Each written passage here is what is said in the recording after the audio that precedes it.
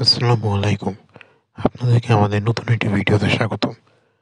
আজকের ভিডিওতে আমরা দুবাই ভিসা নিয়ে আপডেট দেওয়ার চেষ্টা করব। আমাদের ভিডিওগুলো আপনারা রেগুলারলি যারা দেখে থাকেন তারা প্লিজ সাবস্ক্রাইব করবেন, লাইক করবেন এবং শেয়ার করে আমাদের পাশে থাকবেন।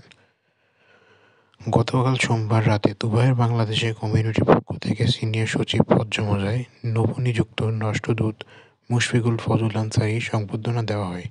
সেখানে উপস্থিত হয়ে তিনি কথা বলেন।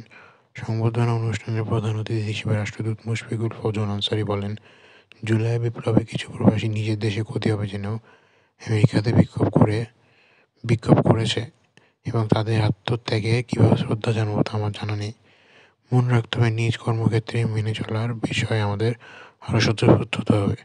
তিনি বলেন, সংযুক্ত আরব আমিরাতের সকল উন্নয়নে বাংলাদেশের অবদান অনস্বীকার্য। এদেশের রাস্তাঘাট উঁচু করে আর রাস্তাঘাট সব কিছুতেই তাদের গায়ের ঘাম লেগে আছে। আমিরাত সরকার বিভিন্ন পেশায় দক্ষ জনবল নিয়োগে আরও বেশি আন্তরিক হবেন। বাংলাদেশ থেকে ডাক্তার, ইঞ্জিনিয়ার, আইটি প্রফেশনাল এবং অদক্ষ শ্রমিকদের ভিসার বিষয়টি আরও গুরুত্ব দেবেন বিবেচনা করে আহ্বান জানান রাষ্ট্রদূত আনসারী। মুশফিকুল ফজল আনসারী আরও বলেন, ডক্টর ইউনূস এমন একটি ব্যক্তি যে পৃথিবীব্যাপী তার প্রতি মানুষের সম্মান ও শ্রদ্ধাবোধ আকাশচুম্বী। পৃথিবীর কোনো রাষ্ট্রপ্রধান তার অনুরোধ ফেলতে পারেন না। আমিরাতের রাষ্ট্রপ্রধান তার অনুরোধ ফেলতে পারেনি। বাংলাদেশের মানুষ আমিরাতের রাষ্ট্রপ্রধানের প্রতি এই জন্য আজীবন কৃতজ্ঞ থাকবে।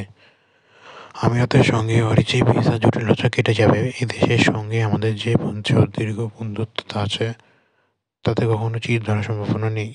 সংযুক্ত আরব আমিরাতের ভিসা নিয়ে সুখবর দেন বাংলাদেশে নিযুক্ত সংযুক্ত আরব আমিরাতের রাষ্ট্রদূত আবদুল্লাহ খাসিব আল হামুদি। তিনি বলেন যে আগামী জানুয়ারি থেকে ফেব্রুয়ারি মাঝামাঝি সময় বাংলাদেশের আমিরাতের ভিসা জটিলতা দূর হবে। চালু হবে ভ্রমণ ভিসা সহ বিভিন্ন ধরনের ভিসা। রাষ্ট্রদূত আব্দুল হামিদি বলেন, বাংলাদেশ সহ আরও অনেক দেশের জন্য আমিরাতের ভিসা বন্ধ রয়েছে। কয়েক বছর আগে যেখানে আমিরাতের বাংলাদেশি ভিসা মাত্র 7 থেকে 8 লাখের মধ্যে ছিল, সেখানে বর্তমানে বাংলাদেশির সংখ্যা 12 লাখ ছাড়িয়ে গেছে। তবে এটি অন্যান্য দেশের তুলনায় সর্বোচ্চ। কর্মজীবন শেষে বাংলাদেশকে সেকেন্ড হোম হিসেবে বেছে নেওয়ার ইচ্ছা প্রকাশ করে তিনি বলেন, রাষ্ট্রদূত মুশফিকুর আমার বন্ধু। বাংলাদেশ মানুষ তার জন্য সংগ্রাম এবং উৎসাহিত করে। তার সংবর্ধনা অনুষ্ঠানে যোগ দিতে পেরে আমি আনন্দিত। ইঞ্জিনিয়ার মোজাম্মেল হক হোসেন সভাপতি অনুষ্ঠানে বক্তব্য রাখেন। জাকির ডক্টর রেজা খান, ইঞ্জিনিয়ার এম সালমান খান, দুবাইয়ের ভারপ্রাপ্ত কনসালার জেনারেল আশফাক হোসেন প্রমুখ।